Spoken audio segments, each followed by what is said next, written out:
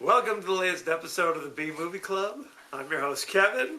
And this week we're going to be doing the cult comedy classic, Better Off Dead, starring John Cusack. As you can see, today we have a couple of special guests, very special guests. This is Sabina, who you've never seen before. And you'll never see again. and Tori, who you may see wandering the streets of Palm Springs at any hours of the day. And then you'll never see again. What are your guys' qualifications to be on this show? Do you have any special skills? I went to Hogwarts. I own a pair of leotards.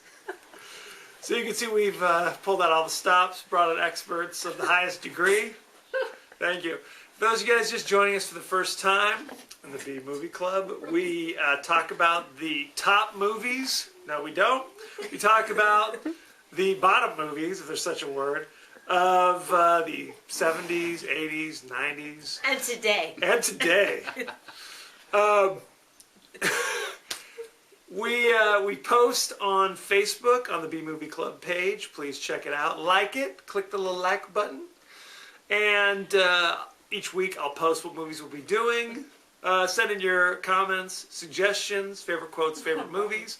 Don't forget to subscribe on the YouTube page. Please. Tell a friend, tell an enemy, tell a stranger. Better Off Dead. What's it about, guys? What's the plot about? Feel free. It's really existential, don't you think? What is anything about? I think the animation that introduced the movie was definitely something that got you in the mood for the whole plot evolution. It reminded me of Old Man in the Sea. Just the struggle. Man's struggle with himself. Man's inhumanity to man. Yeah. And to fish. And to fish. Basically, Better Off Dead tells the story of high school student Lane Meyer, played by John Cusack. Basically, he's obsessed with his high school girlfriend of 6 months. Seems like a long time. They were in love. They were, well, yes, he was. Or so he thought. Or so he thought. He gets dumped unceremoniously by his girlfriend, who you might recognize from Nightmare on Elm Street. Yes, she gets killed at the beginning of the movie. She's not very cute. She gets killed at the beginning of Nightmare on Elm Street, not to be confused. She's still living in the world of Better Off Dead, as far as we know. I can't comment on that. Anyway. She needed to improve her social status. Yes. That's the person who could ski the K-12. Yes, she dumps him for the captain of the ski team, who is kind of a jerk, evidently, but she wanted to improve her social standing. His name is Roy Stalin, played by... Can't answer that. Played by Stalin himself. Go on to Google. Check it out yourself. I can't do it all for you, ladies and gentlemen. Anyway, so then he decides, you know what? Life's just not worth living without Beth, right? That was her name. There you go. So throughout the movie, he's contemplating suicide. Although you wouldn't know to look at him, he seems quite chipper while he's contemplating suicide. Except when he's trying to hang himself from the garage. Well, you're right. Then not so chipper. Anywho, so of course, over the course of the movie, he meets his next door neighbor. She's a foreign exchange student. What's her name? Monique. Monique. With a horrible French accent, played by Diane Franklin. You might remember her from The Last American Virgin, and she appeared at least once on Charles in Charge. So, yes. And she sang the national anthem. In 2004 at Dodger Stadium, she sang the national anthem. She finally got to Dodger Stadium. Dodger Stadium. The Brooklyn Dodgers. So there you go. What happened to the Brooklyn Dodgers? We can't answer that. Pay no attention to the people behind the curtain. Yeah, Anyway. the scene. Peanut Gallery. It's the Peanut Gallery. Yes. We have just throngs of fans who come to every one of these. Thank you. They liked us on Facebook.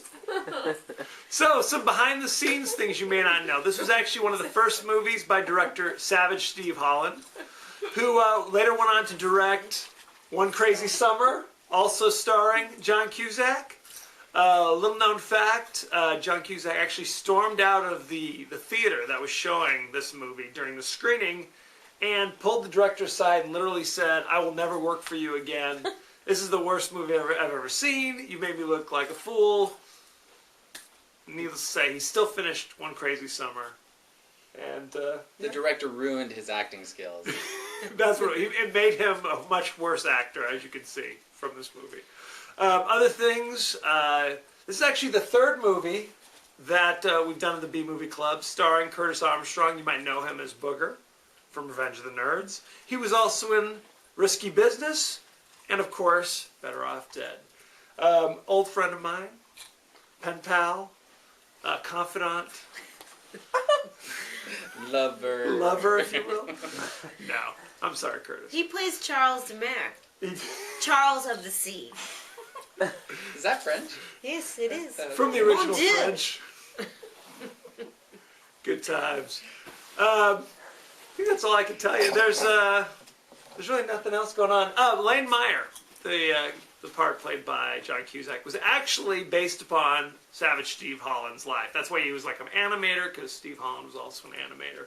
There's actually one scene that I can tell you about where they're at the school dance. And Beth, New Year's Eve dance. the New Year's Eve dance, thank you. Like every school has a New Year's Eve dance. No, they don't. Anyway, Beth walks in, and there's a dude walking in right after her wearing a Freddy Krueger sweater. A harken back to Nightmare on Elm Street, which Beth played Tina from that movie. So It's pronounced Tina. Tina, also from the original French. Anyway, anything else we can talk about this movie? There were a lot of random characters. Another set of randoms were the two Asian brothers, one of whom doesn't speak English, the other of whom only speaks in Howard Cosell. That's correct. They like to challenge Lane to drag races, and then he ends up running into the car in front of him almost every time. Comedy ensues.